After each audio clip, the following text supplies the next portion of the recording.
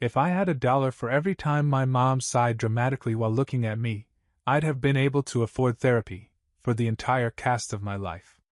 I'm Eric, 16 at the time, cursed with floppy hair, B grades, and what my parents lovingly referred to as a lack of ambition. I wasn't into sports. I wasn't a math genius. I didn't play the cello. I just existed. And in the Montgomery family household, that was practically criminal. We lived in a 2-story suburbia special, beige siding, fake shutters, and a live, laugh, love sign that hung above our microwave like a sarcastic prophecy. My dad, Craig, was a man of few words, unless you counted passive-aggressive grunts during dinner. My mom, Diana, had the emotional warmth of a scented candle, flickering, fragrant, and completely incapable of real heat. They had expectations. Big ones. My older brother, Alan, had been the golden boy, captain of the swim team, AP student, now studying pre-law at an Ivy League school where he apparently grew a chin dimple and forgot how to answer texts. And me? I once got a participation ribbon in a high school poetry slam because I rhymed stress with mess. My mom pinned it to the fridge with a magnet that said, "At least you tried." That should set the scene. Now, the moment everything snapped? That came during what I thought was just another Thursday. I was halfway through a bowl of cereal, dry because apparently milk was for people who remembered to buy it, when I overheard my parents in the next room. "Just think it'll give us a fresh start," my mom whispered. "Someone who doesn't slam doors and complain about curfews," my dad added. There was a pause. "Someone who can actually make us proud." Then, my mother's voice dropped into that pitch she only used when she thought I couldn't hear her, the same tone she used when gossiping about neighbors. "Let's be honest. Eric has been a disappointment." I blinked. Spoon halfway to my mouth. The cereal flakes slid off and fell into my lap. They weren't talking about rehoming a dog. They were adopting a child. Another one. Because I wasn't enough. They actually wanted to reboot parenthood like I was Windows Vista and they were desperate for a Mac. Now, I wasn't naive. I knew they weren't thrilled with me.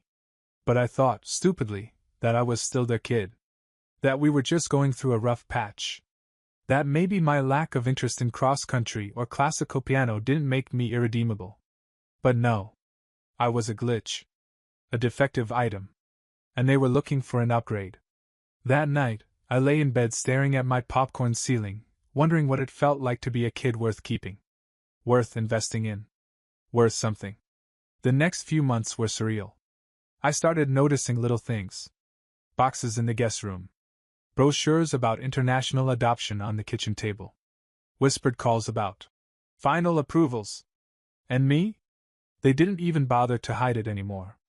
My mom once told me, while rearranging the spice rack, "This next time, we'll do better." Like I was a Pinterest project that went off the rails. I remember laughing. Loudly. Then locking myself in the garage for an hour just to scream into a folded beach towel. By the time I turned 17, I had a plan. It wasn't a good plan. It involved a Craigslist roommate, a bus ticket, and a suitcase that squeaked like a broken accordion. But it was my plan. And it was freedom. When I left, no one stopped me. No dramatic goodbyes. No. "We'll misuse." My mom barely looked up from her tablet. My dad just muttered, "Keep in touch," which I think was more directed at his fantasy football league. The last thing I saw was a baby blanket draped over the couch, soft pink, with the name, Madison, stitched in cursive. Their new beginning. Their clean slate. Their replacement. I closed the door quietly. But in my chest? It slammed. The day I left, I had $182, a rolling suitcase with one working wheel, and a backpack that smelled vaguely like wet ramen noodles and spilled Dr. Pepper. My dreams were folded inside 2 pairs of jeans, a hoodie, and a spiral notebook with my old school schedule still tucked in the front flap. I moved into a studio apartment above a liquor store on the edge of town. My roommate, Sean, was a 26-year-old tattoo apprentice with a man bun, a collection of lizards, and a poster that said, "No regrets," misspelled. He was also one of the kindest human beings I'd ever met. "Rent's due on the 5th. he told me while feeding live crickets to his bearded dragon named Deborah. Also, the hot water screams sometimes. Just let it. And so, that was home. We had one pan, 2 mugs, and a single folding chair that we took turns using depending on who was having the worst day. I once sat on a milk crate for 8 hours finishing a paper on medieval trade routes, only for my laptop to crash before saving. I ate instant noodles while whispering threats to Microsoft Word like it could hear me. I started working wherever I could. A gas station night shift.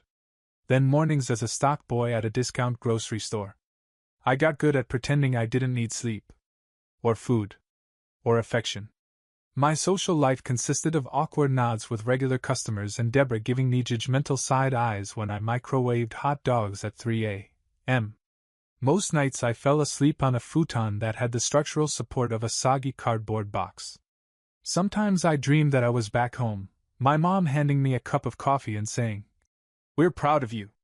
Then I'd wake up to a cold floor and the faint sound of Sean doing breathing exercises while listening to whale sounds. It was around month 3 of this routine when I hit what I now call my emotional clearance rack phase.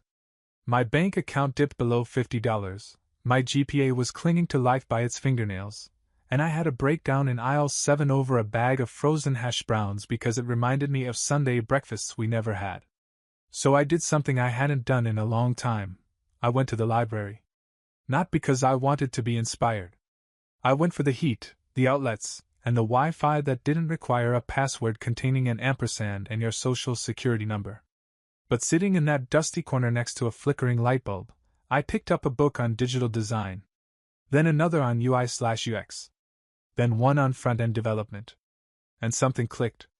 Not right away. Not like a movie montage where the nerd discovers his power and suddenly has a six-pack and a Tesla. It was slow. Painfully slow. But it was mine. I started staying late at the library after my shift.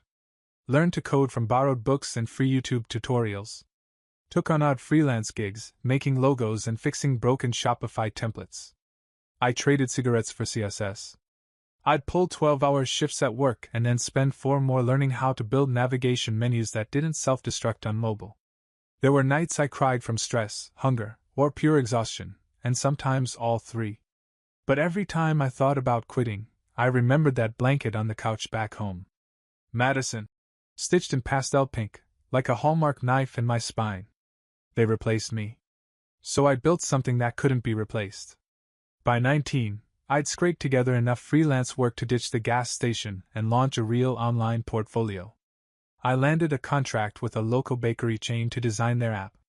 I even upgraded to an apartment where the stove didn't double as a space heater and the toilet flushed on the first try. The day I got my first $1,000 check from a legit client, I walked into the same grocery store I used to stock shelves at, bought 2 steaks and a bottle of red wine, and had a solo dinner on my balcony. No ramen. No Deborah. Just me, a folding chair, and the sunset. I didn't toast to my family. I toasted to the 17-year-old kid who left with nothing, and still chose to stay kind, keep learning, and keep going. That kid? He didn't disappear. He just started evolving. By 21, I had what could generously be called a life, one with a real coffee table, a decent mattress, and a landlord who only screamed twice a year. I was still doing freelance work, but the clients were getting bigger. And one of them, somehow, was a miracle in the shape of a random startup in Austin called Skyslope Tech. They'd found my portfolio through a Reddit thread about underrated designers, which is hilarious, because I didn't even post it. Some random dude I helped fix a PayPal widget shouted me out, and boom, a DM slid into my inbox. "Hey, love your site. We're scaling. Need someone to help us build out our client dashboard. Interested?" I thought it was a scam. I even Googled how to tell if a startup is fake.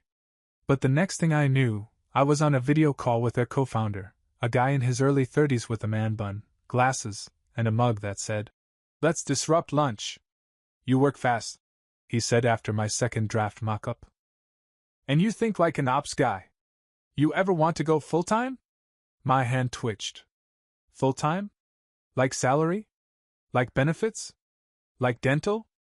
I said yes. Of course I said yes. Then I screamed into a pillow, tripped over my own shoes, and burned a grilled cheese from sheer excitement. It was perfect. Within 6 months, I was leading the front-end product team. Within a year, I had a team of 3 under me. By 23, I had a business card that didn't look like I printed it at Kinko's, and a calendar so full, my younger self would have assumed I got famous or arrested. I moved to the city, leased an apartment with actual square footage, and bought a desk that wasn't also a nightstand. I donated the hoodie I ran away into Goodwill, not out of drama, but because it smelled like stale dreams and sheep noodles.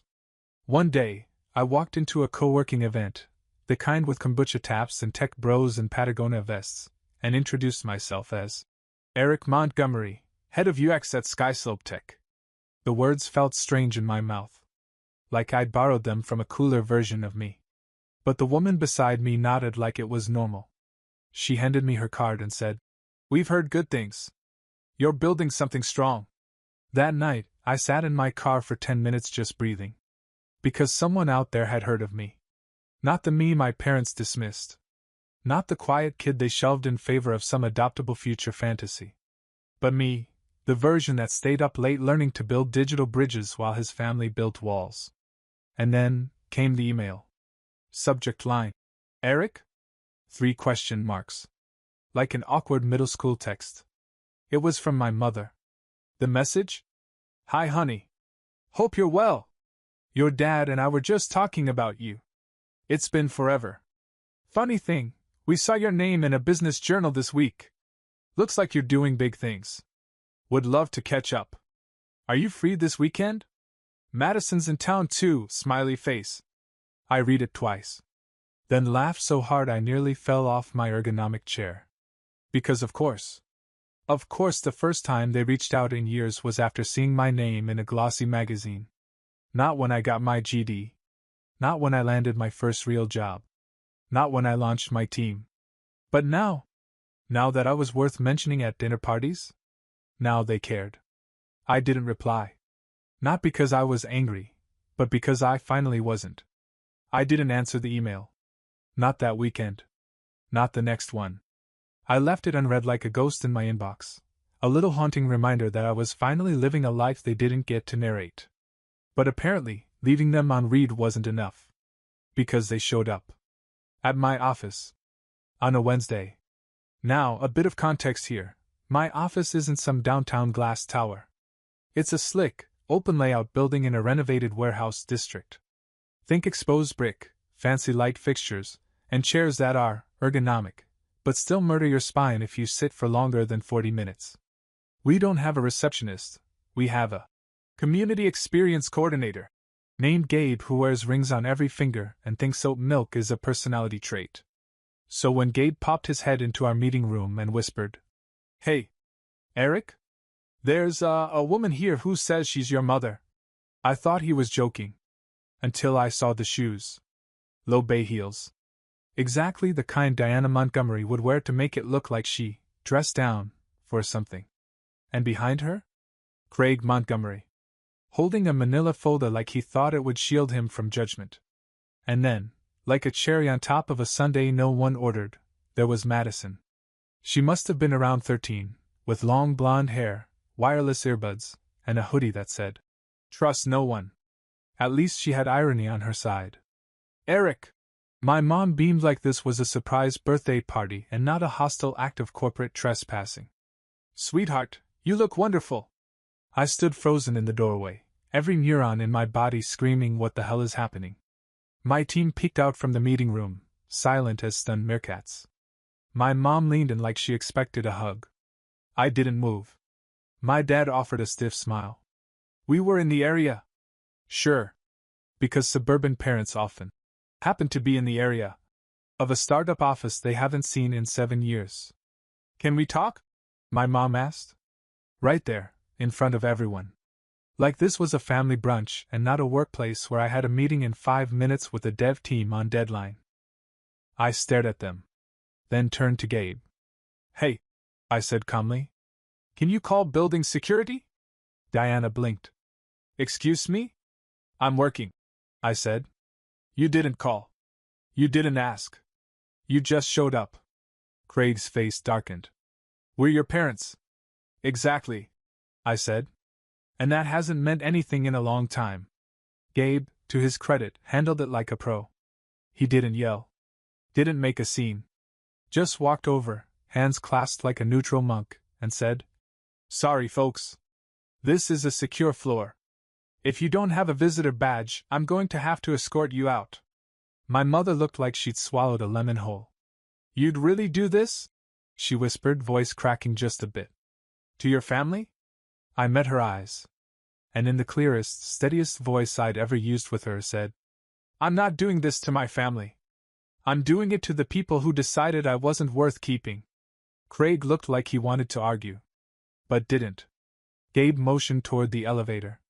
Madison didn't say a word. She just looked at me, this weird, unreadable expression on her face, and followed them silently as they disappeared behind the glass doors. It wasn't dramatic. It wasn't loud. It was just final. The moment the doors closed, I turned around and walked back into the conference room like nothing happened. Sorry, I told the team. Family. You know how it is. They nodded slowly. No one said a word. But someone, I still don't know who, dropped a chocolate bar on my desk later that day. No note. Just chocolate. Honestly? Better than flowers. 3 days passed. No emails. No texts. No sudden knocks at the office door. For a second, I thought they might have actually gotten the message, the kind you don't write, but deliver with a firm, Please escort these people out. Then, Friday afternoon, I got a notification from the front desk at my building. A package. No return address. Just my name, cleanly typed on a label stuck to a thin manila envelope. For a half-second, I thought, maybe it's a cease and desist. Maybe they're suing me for emotional damages because I hurt their feelings with my existence. But when I opened it, it wasn't legal drama. It was a letter. Not typed, handwritten. In messy blue ink. The handwriting didn't look familiar. It wasn't my mom's script, or my dad's rigid block caps. It was from Madison. The girl who'd replaced me. Dear Eric. I don't know if I should be writing this, but I found your name online and then I saw what happened at your office. I just wanted to say, I didn't know. I didn't know they had another son. They never talked about you. It was always just, our first attempt didn't work out. Like you were some starter plant that died before they figured out how to water it. I didn't even learn your name until last year, when I found a box in the garage with your high school notebooks and a picture of you on a bike. I asked them who you were and they just said, It's complicated. I guess this is my way of saying, I'm sorry. Not for what they did, I wasn't there, but because I can tell that what they did was wrong. Also, that hoodie you donated? I wear it sometimes. I don't know why I'm telling you that. Maybe because it still smells like sadness and cinnamon. Anyway, you don't have to write back. But I just wanted you to know, you weren't a ghost. They tried to erase you. But you're still here. Madison. P.S. I liked your article in the Tech Journal. It was the first time I saw someone in our family do something real. I sat there staring at the letter for a long time. Long enough for my coffee to go cold. Long enough to hear the hum of the office around me fade into white noise. Because for the first time, someone in that house, the house that discarded me, had acknowledged what happened. No gaslighting. No. We were trying our best. Just I see you. I tucked the letter back into the envelope, gently, like it was something fragile. Then I went home and pulled out a box I hadn't touched in years. Inside were the scraps of my old life, half-written poems, a cracked iPod, a birthday card from my aunt, and a post-it note from Sean that read, Don't let them define you, man. Beneath it all? A printed photo of me at 14, holding a trophy from a junior robotics meet. I remembered that day clearly. My mom didn't show. Dad texted, Don't let it go to your head. That photo was the last time I smiled with my full face before learning what disappointment looked like from across the dinner table. I pulled out one of my old sketchbooks and started drawing. Not wireframes. Not product interfaces. But the house. The one I left. I drew it once. Then again. Then once more, but this time, I drew myself standing outside it. Not trying to get in. Just walking past. Like someone who finally understood the most powerful kind of closure isn't loud or cruel. It's quiet. It's choosing not to knock. I thought about replying to Madison. I even opened my email. Typed her name. Stared at the blinking cursor for 15 full seconds. Then I closed the tab. Not out of spite. Out of peace. Because sometimes the greatest kindness isn't re-entering the mess to explain your side, it's letting someone else sit with the silence and figure it out themselves. She reached out. She saw me. That was enough. It was almost funny how quiet life got after the letter. For the first time in what felt like years, no one from my past was trying to crash through the present. No surprise emails. No envelope bombs disguised as apologies. Just normalcy. Peace. It felt unnatural. Until it didn't. Skyslope Tech kept growing. I got promoted, again, and our team moved into a bigger office, this time with real plants and a coffee machine that didn't hiss like an angry cat. My name went up on the internal org chart as Director of UX Strategy. And someone made a meme about me during our town hall presentation. It was awful. I saved it. I thought the story was done. Wrapped up. Closed. But one day, as I was walking out of the building, earbuds in, brain mush after 6 hours of Zoom meetings and one very enthusiastic Slack channel, I saw someone waiting by the front steps. It was my dad. Alone this time. No folder. No wife. No preteen buffer. Just him, in a polo shirt tucked into khakis like time hadn't moved since 2009. I stopped, halfway between the sidewalk and the parking lot. He raised a hand in a lazy wave. Hey. I pulled out one earbud. Hey. He looked older. Not just in the gray hair way. In the way people look when they realize they no longer have control over how they're remembered. I came to apologize, he said. I blinked. That was new. He cleared his throat. I shouldn't have let things go the way they did. I should have said something. Done something. I didn't know how bad it had gotten. I tilted my head. You didn't know you told your son he was a disappointment and adopted someone else instead? A flinch. Subtle, but there. She was Diana's idea. There it was. The classic Montgomery pass the blame move. I smiled. Sure. And you just nodded along for 17 years. Silence. He looked around like someone would rescue him from this conversation. But there was no one else. Just the hum of traffic and a pigeon walking in very confident circles. I just wanted to make things right. He said. You can't. I replied, but gently. Not to sting. Just to state fact. You can't unpick a lock you broke off years ago. He shifted his weight, searching for the version of me that used to back down. The version that would have cracked at any sign of attention. Madison reached out. He said, trying a different route. I know. She told us what you said. What you did. She wrote to me. I corrected. Not you. He nodded slowly. And then, God bless him, he said. She's confused. That did it. I laughed. Not a bitter laugh. A real one. Right. Because it couldn't possibly be that your daughter, the one you raised to replace me, figured out who you really are. His jaw tensed. It wasn't like that. It was exactly like that. We stood there for a while, like two statues at a standoff. Then he tried again. We're still your parents. No, I said. You're just people I used to know. And I'm not 17 anymore. Another silence. He opened his mouth to speak again, but I beat him to it. I have a team to lead, I said. A life to get back to. One I built without you. He nodded. Slowly. Like a man signing off on his own failure. Take care, Eric. You too, Craig. I turned and walked to my car. Didn't look back. Didn't check if he waited.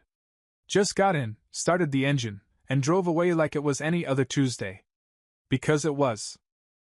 Later that night, I ordered takeout, kicked off my shoes, and flopped onto the couch, my couch, in my apartment, filled with art and plants and reminders of who I'd become.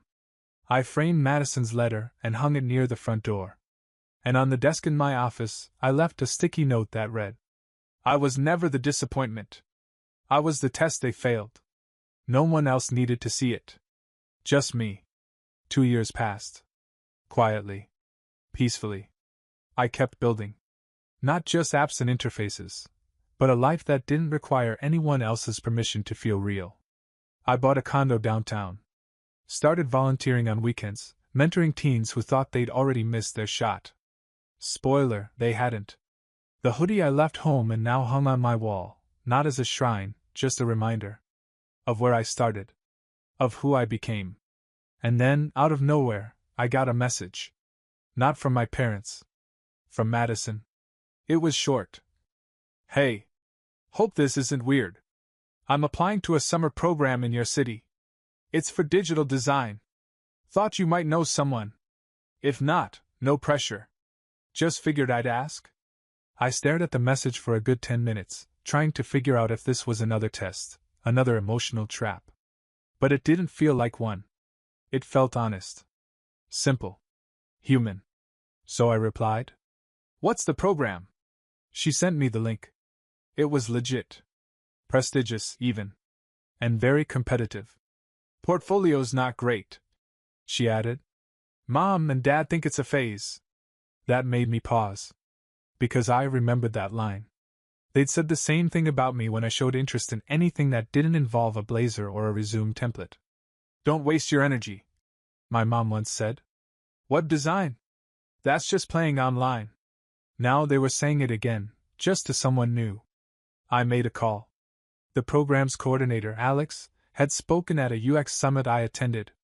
We weren't close, but we'd talked tech over cocktails once, and I'd sent her a beta invite to one of our side projects. "Got a promising applicant," I told her. "No connections, but real grit. Trust me, worth watching." She laughed. "That's all I need. I'll keep an eye out." 2 weeks later, Madison texted me again. "I got in." I think I screamed. "Thank you. Also, please don't tell anyone you helped. I want to earn this." I smiled at my screen for a long time. She didn't want a handout. She just wanted a shot. The same thing I'd wanted, once. We met for coffee when she moved into her dorm. She was taller than I remembered. Still had the hoodie. Still wore her hair in that loose braid that said, "I rolled out of bed but I cared just enough." "Don't expect a hug," she warned when we met. "Trust me," I said. "My default setting is no touching." We talked for an hour. About the program. About our weird family. About how weird it was that we were even sitting together. "They still don't talk about you," she said. "But I bring you up sometimes. I think it pisses them off." I snorted. "Good. Stir the pot. Craig still insists you were the one who left." "I did," I said. "That doesn't mean I was wrong." She nodded. Stirred her coffee. Then asked quietly, "Do you hate them?" I paused. Thought about it. "No," I said. "I just stopped needing them." That was the difference. Hate clings. But peace? Peace walks away. We sat in silence after that. A comfortable one. The kind you earn. Then I paid for her coffee and told her to go wreck that summer program. As she left, she tossed me a look over her shoulder. "You know," she said, "they always said you were a disappointment. But maybe that's because you were the first one who refused to become them." I didn't reply. Didn't need to. She walked off. And for the first time, I realized something. They hadn't replaced me. They'd just delayed meeting the version of me who couldn't be erased. 6 months later, I got a LinkedIn notification that nearly made me spit coffee on my keyboard. "Craig Montgomery has viewed your profile." Of course he had. The same week my startup launched its biggest update yet, the same week my face showed up on Tech Insider's Top 30 UX Leaders Under 30 list, and the same week my team's new app hit 100K users. He was probably scrolling in disbelief, wondering how the disappointment got here without his coaching, funding, or unsolicited advice on personal branding. I ignored the notification. But something interesting happened a week after that. I got an email from a former teacher, Mr. Valenti, high school computer science. The guy who once called my JavaScript accidentally poetic, and got mocked by the principal for suggesting I had potential. He'd retired recently. But now, he was teaching part-time coding classes at the local rec center for underprivileged teens. And he had a question. Heard about your journey from a former student. Would you ever consider speaking to the class? Just one session. Your story, it matters. I almost said no. Then I thought about the hoodie, the attic box, the frozen hash browns, the broken folding chair, and Deborah the lizard. I said yes. 2 weeks later, I was standing in front of 15 teenagers with varying levels of skepticism, curiosity, and TikTok addiction. One kid asked if I drove a Lambo. I said no, but my car had Bluetooth, and that felt like a win. We didn't talk about success. We talked about failure. About staying. About how you don't need your name spoken at the family dinner table to make it count in the world. After the session, a girl came up and whispered, "My parents don't get me either. But I think I still might get somewhere." I gave her my business card. Not because I'm important, but because she is. Later that night, I walked home through the city, hoodie zipped, wind cutting sideways through the buildings, and I passed a bookstore I used to avoid because they once kicked me out for reading graphic novels too long without buying. But this time, something caught my eye in the window. It was a display table. Books on self-worth. Memoirs. And right there in the middle, a hardcover with bold lettering. The Echo Effect, Building What They Said You Couldn't. My book. I didn't think they'd actually go through with the full print run. But there it was, a real thing. With pages. And a barcode. And a blurb from someone who once laughed at my resume because it didn't have enough edge. I stepped inside. Bought the first copy. The cashier smiled. "Author shares your name." I smiled back. "Yeah. Weird coincidence." I took the book home, set it on my shelf, and sent one person a copy. Madison. Inside I wrote. "They told me I was in error. I turned it into a blueprint." No reply came. Not right away. But I didn't need one. Sometimes you don't need revenge. You just need receipts. And I had them. In ink. On paper. On shelves. In my apartment. In my piece. And in the look on their faces the day they showed up, expecting weakness, and got security. They replaced me with a stranger. But I rewrote the ending with my own name in bold. And this time? No one gets to skip the reading.